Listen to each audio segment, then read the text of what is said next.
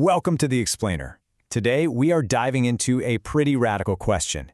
What if a country decided to just fire 10% of its politicians? Sounds wild, right? But in one of the world's biggest democracies, this is a very, very serious proposal. And no, this isn't just some what-if scenario. It's a real and frankly a super contentious proposal that's at the very heart of a major political debate happening in Japan right now. So here's the deal. The proposal is simple, and it's bold. Slash the number of seats in the national legislature, that's the diet, by a full 10%. Now, this idea is being pushed by Japan's Ishin Party, and get this, it's not just a talking point. They're floating it as a potential condition for even joining a coalition government. So yeah, this has some serious political teeth. So you gotta ask, why now? Why is this happening? Well, this whole thing isn't happening in a vacuum. It's really born from this deep, growing public distrust in politics and a powerful call for politicians to, lead by example for once. And to really get this, you have to understand this powerful Japanese concept, mi wo kiru kaikaku. It literally means reform that cuts one's own flesh. The idea is simple. Before you politicians ask us, the citizens, to make sacrifices, you need to feel some pain first. You have to make cuts to yourselves. This single slogan is the real engine driving this entire proposal. Okay, so let's dig into the argument for this pretty drastic cut. The people who support this are building their case on three main pillars. They're aiming for a parliament that's smaller, leaner, and they argue a whole lot more effective. At its very core, the argument is all about symbolism. It's a huge message to a public that's pretty skeptical, saying, hey, we get it. We're willing to feel the pain of reform first. Supporters believe this gesture is an absolutely necessary first step if you ever want to rebuild trust. But they say it's not just symbolic. Supporters claim there are real, tangible benefits here. You cut costs on salaries and all the overhead, you send a clear signal that you're serious about reform, and this is interesting, they think it could create a more elite parliament, where the members who are left have more individual responsibility, which could lead to a more focused and energetic debate. And they'll tell you this isn't just a theory. They point to a real-world example, the Osaka Prefectural Assembly. The Ishin Party actually managed to push through a nearly 20% reduction in seats there. So they use this as proof, saying, see, it's not just possible, we've already done it. Okay, but as you can imagine, not everyone is buying it.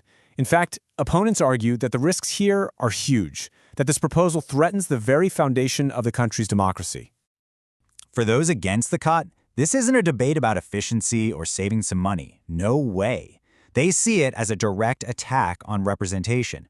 For them, it's a simple equation. Fewer lawmakers equals a weaker democracy. End of story. Their concerns really boil down to three big things. First, they worry that with fewer seats, diverse and minority voices are just going to get squeezed out of the legislature. Second, a smaller parliament would have a much harder time doing its job as a watchdog over the government. And third, they argue that the whole 10% figure is completely arbitrary. It's a number that sounds good politically, but isn't based on any real analysis. And get this, to really drive their point home, they highlight how in some committees right now, a single lawmaker is already representing the interests of millions and millions of people. So they ask a pretty powerful question. Can you really stretch that representation even thinner without doing serious damage? All right, so this is where things get really fascinating, because during the debate, both sides were put on the spot and forced to actually defend their core beliefs with, evidence. So when the pressure was on, how did each side do? The whole debate really boiled down to two massive questions. Can you actually prove the cost savings? And can you prove that representation will be harmed?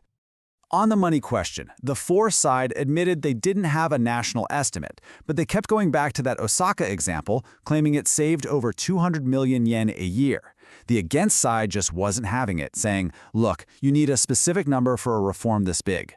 Then, on the flip side, when the opposition was challenged to prove representation would be harmed, they couldn't offer hard data, but they pointed to actual citizen protests in Osaka as clear evidence that people are afraid their voices will be lost. And that led to another huge flashpoint in the debate. Can you really take something that happened in one single region and apply it to the entire national government, which has a totally different scale of responsibilities?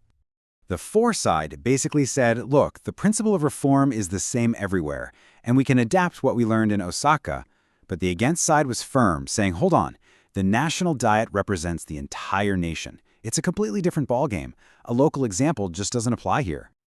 So, after all that back and forth, all the arguments and the rebuttals, a judge was actually asked to deliver a verdict on the debate itself. And wow, it was a close one. The judge declared a narrow victory for the side arguing for the reduction. And the reasoning behind this verdict tells you so much about the current political mood. So their victory wasn't just about pure logic, it was about momentum. The foresight did a brilliant job of tapping into this powerful public desire for change and accountability. They also had that concrete real-world example from Osaka, which made their plan feel doable, not just some abstract idea. And here's the kicker. The against side, while they raised really valid points, was seen as just focusing on potential fears without offering a clear alternative vision for what reform should look like. This whole debate really leaves us with two key takeaways that apply way beyond Japan.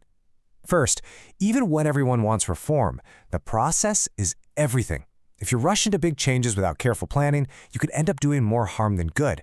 And second, this isn't just a squabble for politicians.